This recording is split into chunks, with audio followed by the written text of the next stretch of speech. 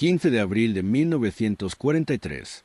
200 millas al noreste de las Islas Salomón, el Pacífico se extendía como acero forjado bajo un cielo despejado.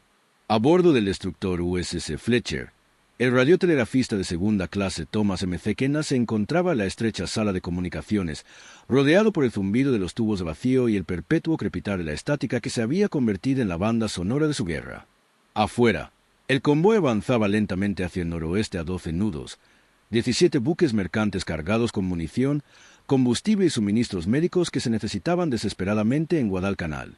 Sobre cubierta, los vigías escrutaban el horizonte con binoculares, buscando la pluma del periscopio que significaba la muerte. Abajo, los operadores del sonar escuchaban con auriculares el pin revelador que anunciaría un submarino acechando en las profundidades. Pero M.C. Kenna sabía algo que los demás aún no habían aceptado. El océano había aprendido a ocultar demasiado bien a sus depredadores. Tenía 23 años, delgado y anguloso, con los dedos manchados de aceite y el estrabismo permanente de quien ha pasado demasiadas horas mirando diales brillantes en habitaciones oscuras. Antes de la guerra, había sido un aficionado a la radio en Portland, Oregón, pasando las tardes en un taller en un sótano construyendo equipos de cristal y experimentando con diseños de antenas. Su padre, ingeniero de remolcadores, le había enseñado a pensar en sistemas, a ver las conexiones invisibles entre causa y efecto. Su madre, profesora de piano, le había inculcado un buen oído para los patrones, para los armónicos sutiles que la mayoría de la gente pasaba por alto. Cuando Pearl Harbor ardió, M.C. Kenna se alistó de inmediato, ofreciéndose como voluntario para la escuela de radio porque era la única parte de la Marina que tenía sentido para él. Las armas eran brutales y directas. Los motores eran calientes y ensordecedores. Pero la radio era magia invisible. Mensajes que viajaban por ondas electromagnéticas a través de distancias imposibles, y M.C. Kenna siempre había creído que el mundo invisible guardaba secretos que el visible jamás podría alcanzar. El problema comenzó 3 meses antes, durante el servicio de convoy a lo largo de la costa de Nueva Guinea. Un submarino japonés, posteriormente identificado como Enero del 17, había seguido su formación durante 16 horas, emergiendo por la noche para enviar por radio informes de posición encriptados a Rabaul. Todos los barridos del sonar arrojaron resultados vacíos. El comandante del submarino había encontrado una capa térmica, un límite donde las aguas cálidas de la superficie se encontraban con las frías aguas profundas, y escondió su barco justo debajo. Las ondas sonoras se curvaron a lo largo de ese límite, refractándose de la superficie como la luz a través de un prisma, creando una sombra acústica donde los submarinos se volvían invisibles. El convoy perdió 2 cargueros esa noche, torpedeados por un fantasma que el sonar no podía tocar. M.C. Kenna había estado en cubierta después, observando los incendios de petróleo arder en el agua, escuchando los gritos de los hombres en la oscuridad y sintiendo la rabia impotente de alguien que posee herramientas que ya no sirven.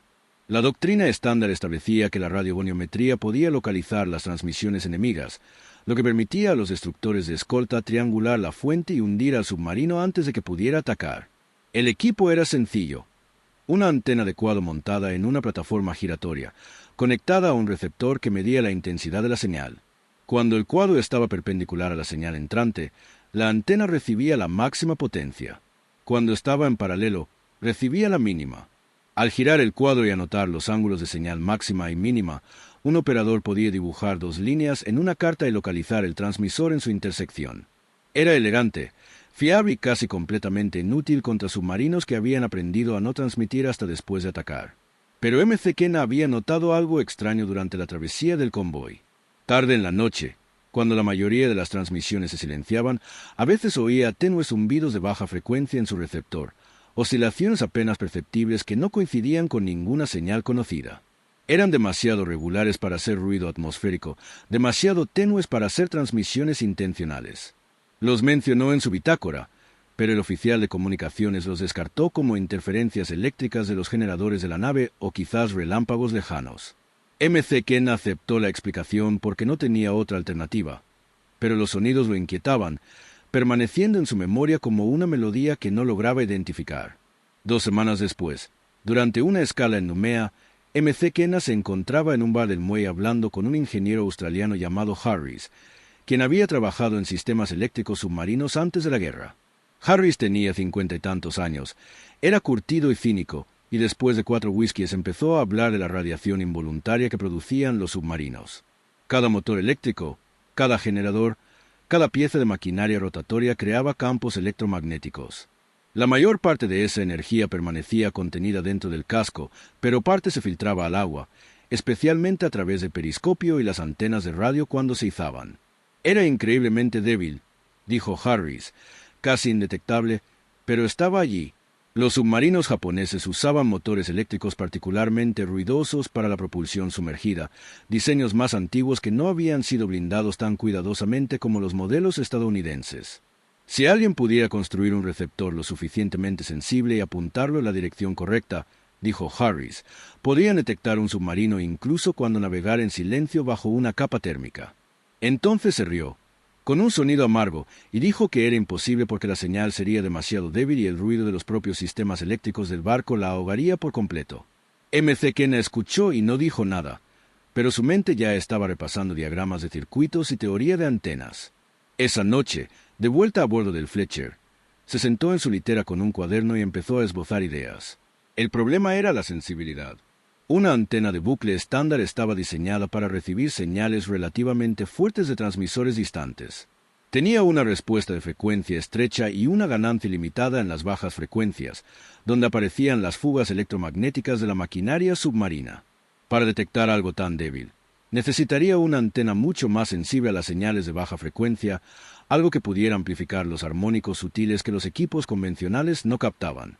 Pensó en sus experimentos de radioaficionado antes de la guerra, en particular en su trabajo con pequeñas antenas de bucle para recibir señales de radio naturales de baja frecuencia, los silbidos y vibraciones producidos por los rayos que se propagaban por la magnetosfera terrestre.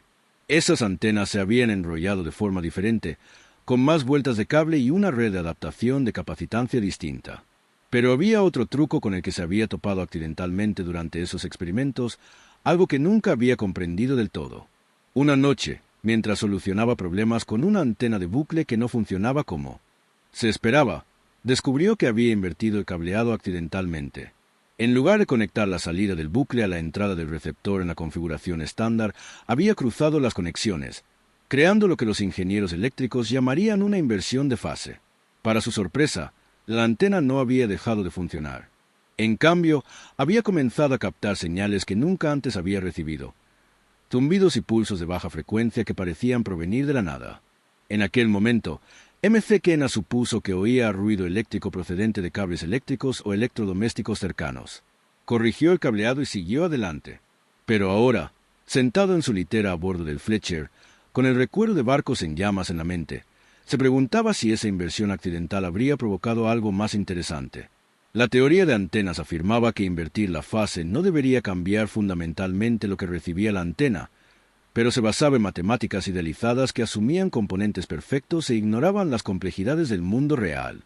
Y si invertir el cableado creara algún tipo de resonancia con el agua, alguna interacción entre el campo electromagnético y el agua de mar conductora que amplificara las señales de baja frecuencia, sonaba absurdo, el tipo de disparate pseudocientífico que hacía reír a los radioaficionados en los congresos de ingeniería. Pero McKenna había aprendido a confiar más en sus manos que en los libros de texto, y sus manos recordaban que la antena invertida captaba señales que no debería haber recibido. A la mañana siguiente, solicitó permiso para modificar la antena de bucle del radioboniómetro con fines experimentales. El oficial de comunicaciones, el teniente Davis, era un graduado de la academia que seguía las normas al pie de la letra y creía que el equipo debía operarse exactamente como estaba diseñado y que la improvisación era señal de una formación insuficiente. Denegó la solicitud de inmediato. McKenna intentó explicar su teoría sobre la detección de submarinos sumergidos mediante fugas electromagnéticas, pero Davis lo interrumpió diciendo que si tal detección fuera posible, los laboratorios de investigación de la Armada ya la habrían desarrollado y que los radiooperadores deberían centrarse en recibir mensajes en lugar de inventar tecnologías imaginarias. La conversación terminó con una orden directa. El equipo de radiogoniometría permanecería en su configuración estándar y McKenna registraría cualquier señal inusual adicional, pero no tomaría ninguna medida más allá de informarla por los canales adecuados. McKenna saludó y regresó a su puesto, pero la idea no lo abandonaba. Cada vez que se ponía los auriculares y oía el siseo estático del receptor, imaginaba submarinos deslizándose en la oscuridad, invisibles al sonar, imparables porque la Armada se negaba a intentar algo que, según los libros de texto, no debería funcionar. Pensó en los hombres gritando bajo el petróleo ardiendo y en los cargueros hundiéndose con munición suficiente para abastecer a toda una división. Pensó en su padre, que decía que la diferencia entre un ingeniero y un mecánico era que un mecánico arreglaba lo que estaba roto, mientras que un ingeniero arreglaba lo que aún no existía. Y tomó una decisión que salvaría vidas o pondría fin a su carrera. Esperó 3 días, hasta que el convoy estuvo 2 días fuera del puerto y lo suficientemente lejos de tierra como para que nadie cuestionara los patrones de interferencia atmosférica. La guardia de medianoche fue la más tranquila, con mínimo tráfico de radio y el oficial de comunicaciones dormido en su camarote. M.C. Kenna le dijo al otro operador de radio de turno, un chico de Kansas llamado Jennings, que necesitaba realizar un mantenimiento de rutina en la antena de radiogoniometría. Jennings se encogió de hombros y volvió a monitorear la frecuencia táctica de la flota. M.C. Kenna abrió el gabinete del equipo y miró el arnés de cableado que conectaba la antena de bucle al receptor. Tenía las manos firmes. Había hecho este tipo de trabajo miles de veces antes, en su taller del sótano, en la escuela de radio y en una docena de sistemas de a bordo diferentes. Pero nunca había violado deliberadamente una orden directa de un oficial, y nunca había modificado equipo militar de una manera que pudiera considerarse sabotaje si las cosas salían mal. Desconectó los cables de la antena y los invirtió, intercambiando las conexiones para que la señal que entraba al receptor tuviera la fase invertida respecto a la configuración estándar. Luego ajustó la red de adaptación, modificando los valores de capacitancia para compensar la impedancia alterada. La modificación completa tardó 11 minutos. Al terminar, la antena se veía exactamente igual desde el exterior y el receptor funcionaba con normalidad en las frecuencias estándar. Pero ahora, en el extremo inferior del espectro, por debajo de los 30 kHz, donde aparecerían los armónicos de la maquinaria submarina, el sistema se transformó en algo que la Armada nunca había previsto y que la teoría eléctrica dictaba que no debería importar. No se lo contó a nadie. Anotó en su libreta que había realizado un mantenimiento rutinario, lo cual era técnicamente cierto, y regresó a sus tareas habituales. Durante 2 días, nada cambió. El convoy navegó hacia el noroeste. Los operadores del sonar escucharon el mar vacío y la comunicación por radio consistía en informes rutinarios de posición y actualizaciones meteorológicas. M.C. Kenna monitoreó las bandas de baja frecuencia durante sus guardias, buscando los tenues zumbidos que había oído antes, pero el receptor permaneció en silencio, salvo por el ruido atmosférico habitual.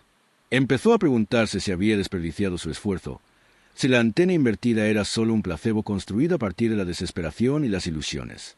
Entonces, en la tercera noche, a las 02:30, lo oyó. Una oscilación de baja frecuencia, apenas perceptible por encima del ruido de fondo, pulsando unos 12 ciclos por segundo. No era atmosférico, no era interferencia eléctrica del barco. Tenía estructura, una cualidad rítmica que sugería maquinaria giratoria. M.C. Kenna giró lentamente el aro de radiogoniometría, observando el medidor de intensidad de la señal en el receptor. La señal alcanzó su punto máximo cuando el aro apuntó 30 grados fuera de la mura de babor. Giró más allá del pico y vio cómo el medidor bajaba y luego volvía a subir mientras continuaba la vuelta, creando el patrón característico en forma de 8 de una antena direccional. Tenía un rumbo. Algo ahí fuera, a unas 20 millas de distancia según la intensidad de la señal, estaba produciendo radiación electromagnética de baja frecuencia consistente con motores eléctricos que funcionaban bajo el agua. El corazón le latía con fuerza. Volvió a comprobarlo todo, verificando que el receptor estuviera correctamente sintonizado y que la antena girara libremente. La señal permanecía, débil pero inconfundible. Trazó la orientación en la carta y vio que apuntaba hacia el océano vacío, una zona por donde el convoy aún no había pasado. Si la señal era real, si provenía de un submarino, entonces ese submarino se estaba posicionando delante del convoy, esperando una emboscada, exactamente como lo había hecho en enero del 17 3 meses antes. M.C. Kenna miró la carta y sintió el peso de la decisión. Si informaba de esto a Teniente Davis, el oficial le exigiría saber cómo M.C. Kenna había detectado una señal que el equipo estándar no debía recibir. Descubrirían la antena invertida. M.C. Kenna se enfrentaría a medidas disciplinarias por desobedecer órdenes y modificar equipo militar sin autorización. Su carrera en la radio habría terminado, y en tiempos de guerra, la manipulación de equipos podría incluso ser procesada como sabotaje. Pero si no decía nada y el submarino atacaba, 17 barcos entrarían en una zona de peligro que M.C. Kenna había visto, pero de la que no les había advertido. Cientos de hombres morirían. La munición y el combustible que transportaban se irían al fondo, y los marines en Guadalcanal se enfrentarían a los contraataques japoneses sin los suministros necesarios para defender la isla.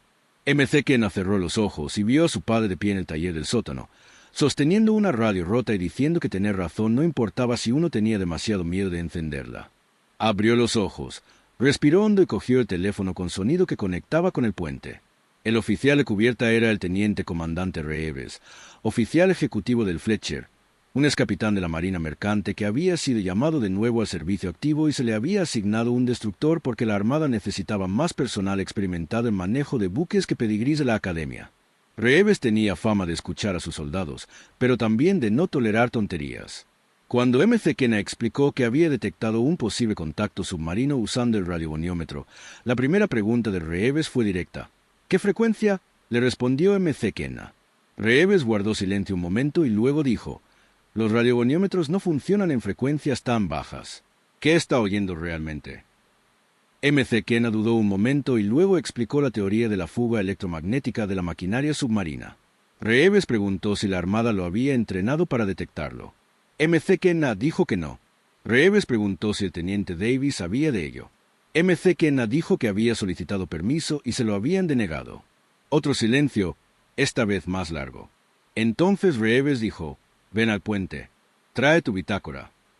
McKenna subió las escaleras del puente, con su libreta aferrada en una mano, esperando ser arrestado en cuanto llegara. En cambio, encontró a Reeves de pie junto a la mesa de cartas con el navegante y el capitán, el comandante Hayes. Hayes tenía 42 años, un oficial de carrera que había comandado destructores en el Atlántico antes de ser transferido al Pacífico. Tenía el rostro surcado y una mirada serena, tras haber visto morir a demasiados hombres. Cuando McKenna entró, Hayes levantó la vista y dijo: muéstrame lo que has oído. McKenna extendió su cuaderno sobre la mesa de cartas y explicó la señal, la frecuencia, la demora, el pulso rítmico que sugería maquinaria giratoria. No mencionó la antena invertida. Hayes estudió la carta y luego se volvió hacia el oficial de sonar, que había sido llamado al puente. ¿Contacto de sonar en esa zona? El oficial de sonar negó con la cabeza. Negativo, señor.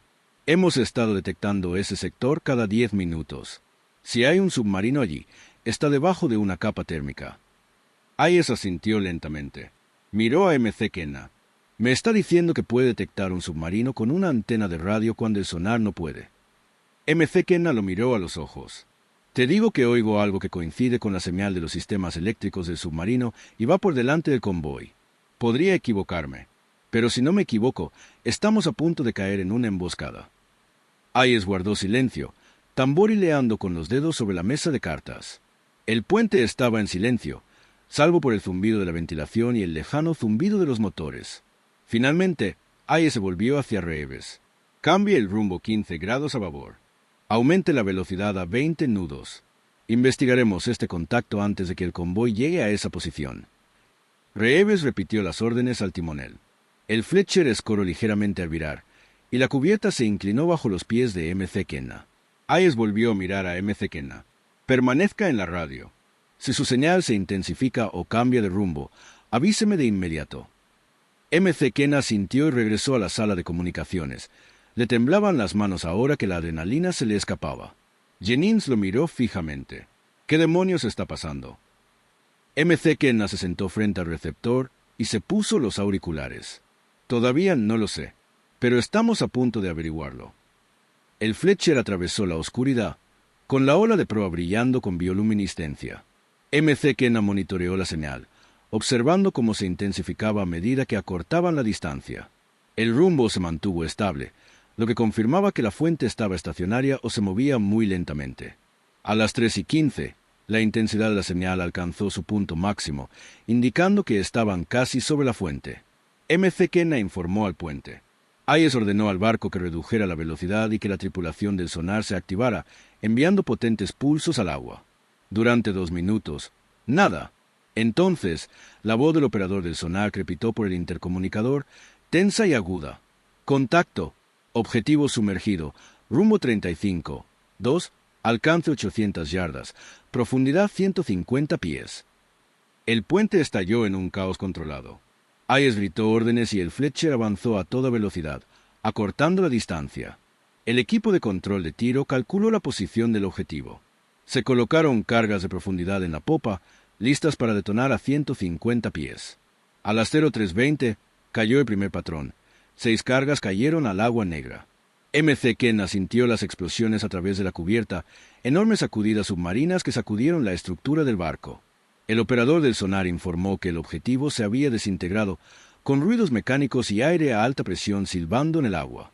A las 03:23 aparecieron escombros, tablones de madera, manchas de aceite, trozos de ropa y un salvavidas con caracteres japoneses estampados. Hayes se quedó de pie junto a la ventana del puente, observando cómo el campo de escombros se expandía tras la estela del Fletcher. Se giró hacia Reeves. Que el operador de radio se presente en mi camarote. A M.C. Kenna se le encogió el estómago. Había hundido un submarino, pero también había desobedecido órdenes y ahora afrontaría las consecuencias. Subió al camarote del capitán, llamó y entró. Hayes estaba sentado tras su escritorio, con el rostro indescifrable. «Siéntate, M.C. Kenna». M.C. Kenna se sentó. Hayes se recostó en su silla. Ese submarino habría estado en la posición perfecta para emboscar al convoy al amanecer. Salvaste 17 barcos y probablemente 1000 hombres. Ahora dime cómo lo hiciste. M.C. Kenna lo explicó todo. Las débiles señales que había oído, la conversación con el ingeniero australiano, la teoría de las fugas electromagnéticas, finalmente, el cableado invertido de la antena. Hayes escuchó sin interrumpir. Cuando M.C. Kenna terminó, Hayes guardó silencio un buen rato. Luego dijo, desobedeció directamente la orden del teniente Davis. Modificó equipo militar sin autorización. En tiempos de paz, lo habría sometido a un consejo de guerra. Hizo una pausa. Pero esto no es tiempo de paz, y acaba de demostrar que a veces las reglas se equivocan. Abrió un cajón y sacó una hoja en blanco. Voy a escribir un informe recomendando que la Armada investigue su método de detección y considere equipar los buques de escolta con antenas radiogoniométricas modificadas. También voy a recomendarle una condecoración. Pero primero, restaurará esa antena a su configuración original y no modificará más equipos sin mi permiso escrito. ¿Entendido? M.C. Kenna asintió. ¿Entendido, señor? Hayes firmó el papel y levantó la vista. Sal de aquí antes de que cambie de opinión. M.C. Kenna regresó a la sala de comunicaciones aturdido. Jennings esperaba con los ojos abiertos. De verdad encontraron un submarino con radio. M.C. Kenna se sentó y empezó a restaurar el cableado de la antena a su configuración estándar, como se le había ordenado. Tuve suerte, dijo. Pero mientras reconectaba los cables en sus posiciones originales, memorizaba las modificaciones exactas que había hecho, dibujándolas mentalmente para poder reproducirlas más tarde si alguna vez recibía permiso. La noticia del hundimiento se extendió por el Fletcher en cuestión de horas. Por la mañana, todos los soldados a bordo sabían que un operador de radio había detectado un submarino que el sonar no había detectado. La historia se reforzaba con cada relato, adquiriendo detalles que M.C. Kenna nunca había mencionado. El submarino era japonés. Había estado acechando al convoy durante días. M.C. Kenna había oído sus motores a través de muros de agua que distorsionaban las ondas sonoras en círculos inútiles. Los operadores del sonar se pusieron a la defensiva, insistiendo en que ellos habían logrado el derribo y que la señal de M.C. Kenna solo había proporcionado una orientación inicial. El equipo de radio estaba triunfante, declarando que los operadores de radio finalmente habían demostrado su valía en la guerra submarina. M.C. Kenna permaneció en silencio y se concentró en su trabajo, monitoreando frecuencias y registrando transmisiones, tratando de procesar lo sucedido.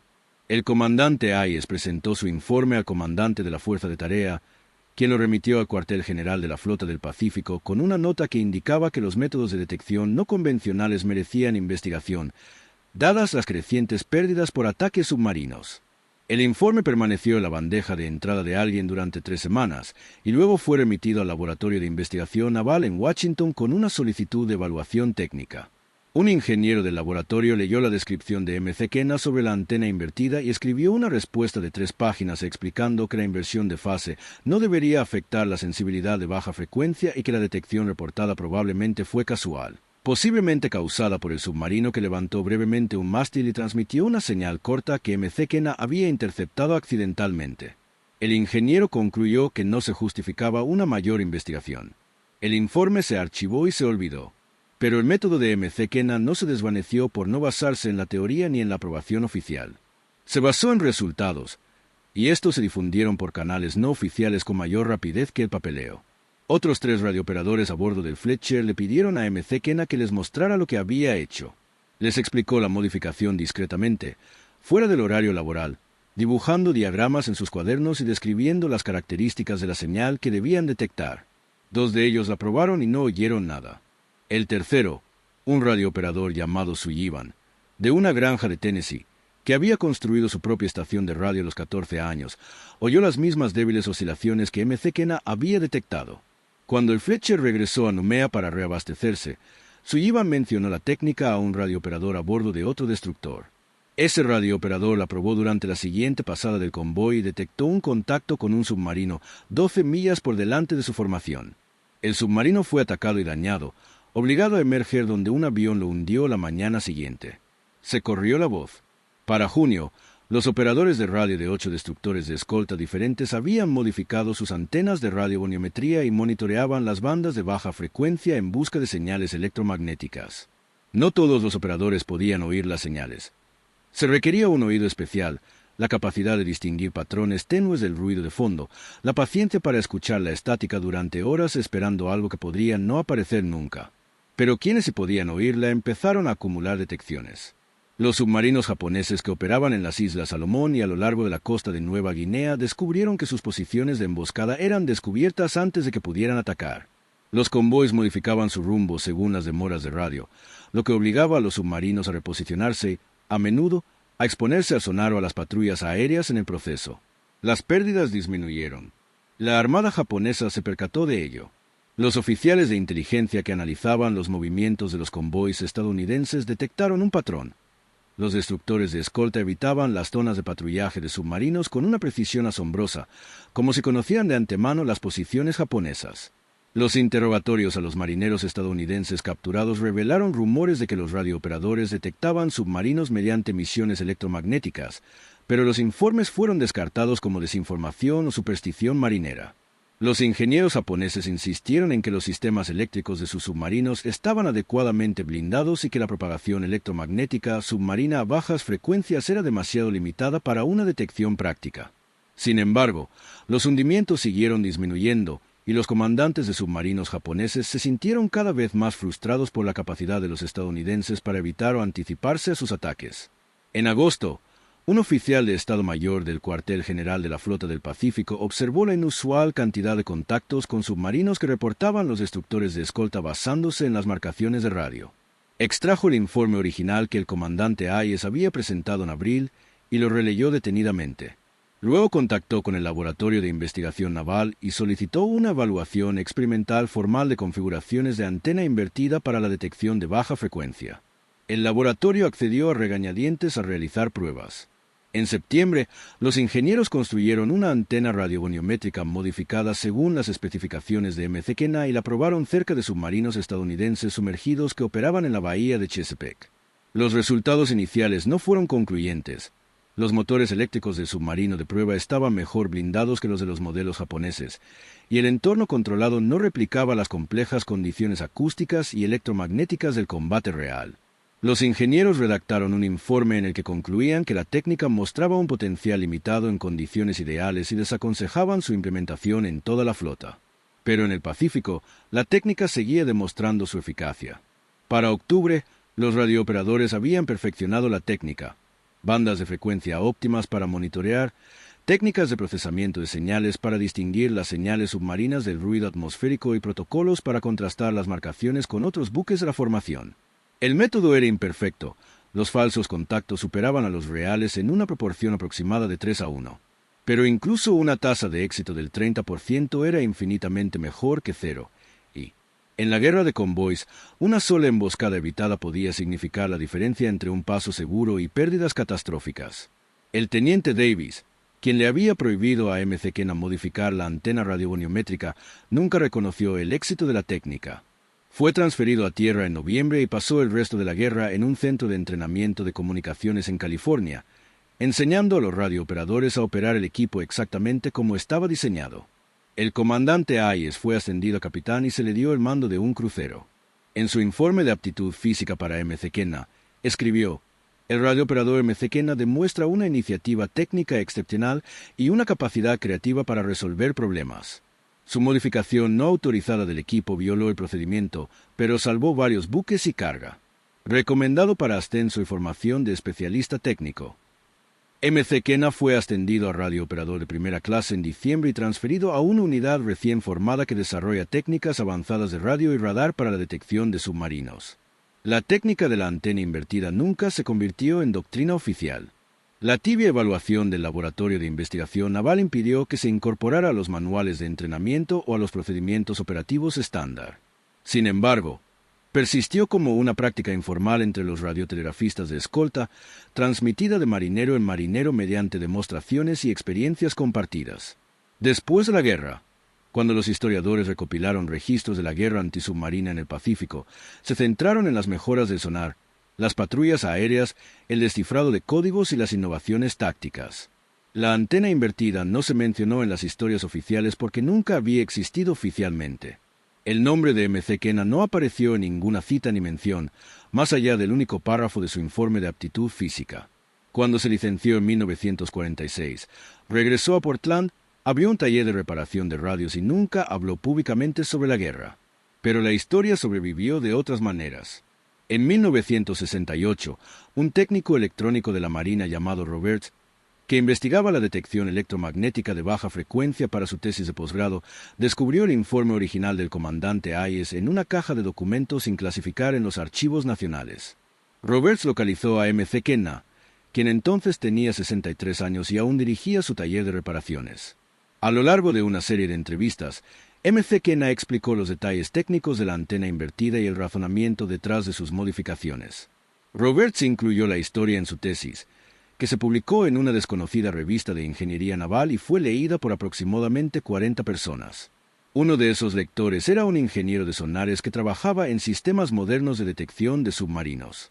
El ingeniero reconoció que la intuición de M. C. Kenna sobre la inversión de fase y la sensibilidad de baja frecuencia había sido esencialmente correcta, incluso si su explicación teórica había sido incompleta. La teoría electromagnética moderna, desarrollada décadas después de la Segunda Guerra Mundial, había revelado sutiles interacciones no lineales entre los campos de antena y medios conductores como el agua de mar, que efectivamente podía mejorar la recepción de baja frecuencia en ciertas condiciones. M. C. Kenna había tropezado con un fenómeno real, no a través de las matemáticas, sino a través de la experimentación práctica y la voluntad de probar algo que los libros de texto decían que no debería importar. Ese ingeniero escribió un artículo que exploraba los precedentes históricos de los métodos de detección no convencionales, citando el trabajo de M. C. Kenna como ejemplo de descubrimiento empírico que precede a la comprensión teórica. El artículo circuló entre investigadores de defensa e inspiró nuevas investigaciones sobre la detección electromagnética de submarinos. Para la década de 1980, se desarrollaban sistemas avanzados que utilizaban magnetómetros sensibles y antenas de frecuencia extremadamente baja para detectar las débiles señales electromagnéticas de los submarinos sumergidos. Estos sistemas se parecían poco a la modificación improvisada de M. C. Kenna, pero se basaban en la misma idea fundamental.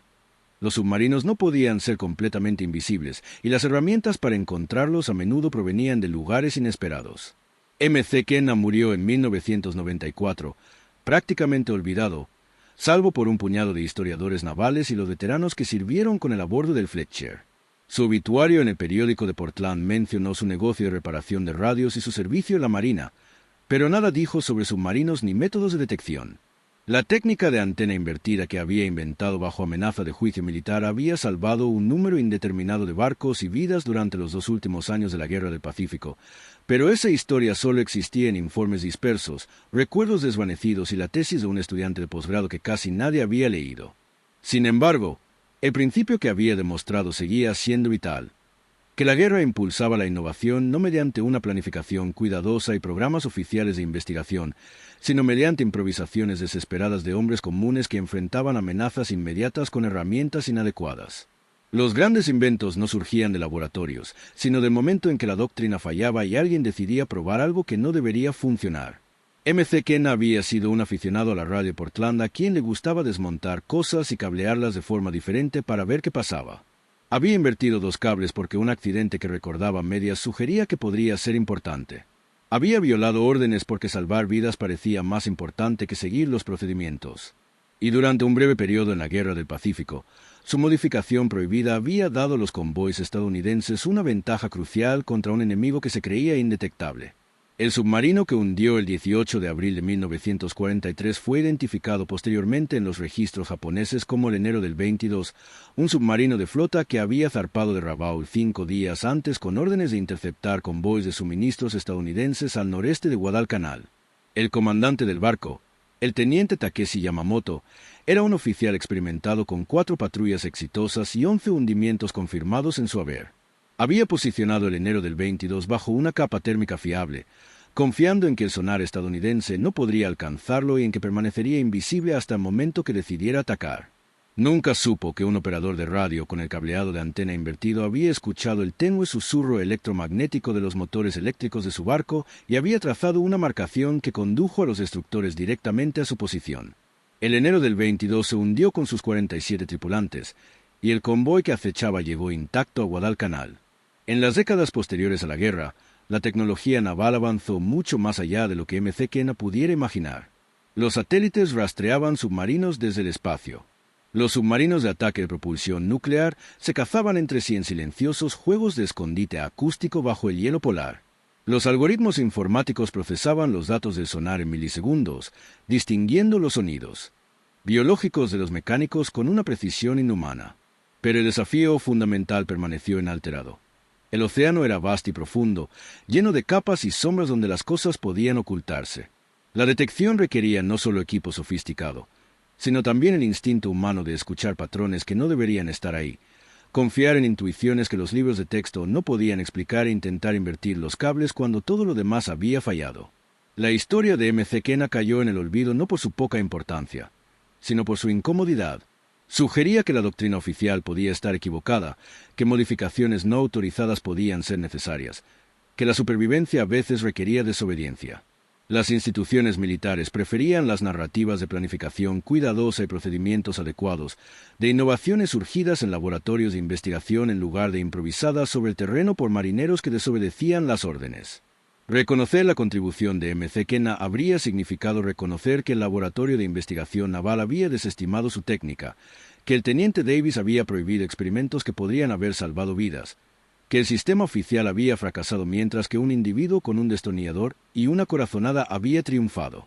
Así que la historia quedó olvidada, enterrada en archivos sin clasificar y tesis oscuras, conocidas solo por los pocos que se molestaron en mirar más allá de las historias oficiales.